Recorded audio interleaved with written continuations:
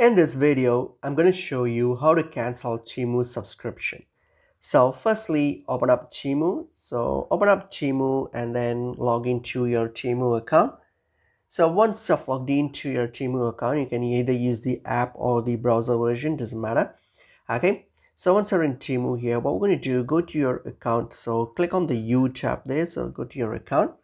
And once you're on your account here, so what we're going to do is you're going to click on the settings icon, which is on your top right there. Click on the settings icon. So once you're on the settings icon here, so what we're going to do, we're going to go scroll and then select the notification options here. Tap on the notification option. Okay. So once you're on the notification option here, so here, scroll down. Okay, scroll down and you will see an option called promotions. So tap on the promotions here. So there's an next to the promotions there's an edit option, so tap on the edit option.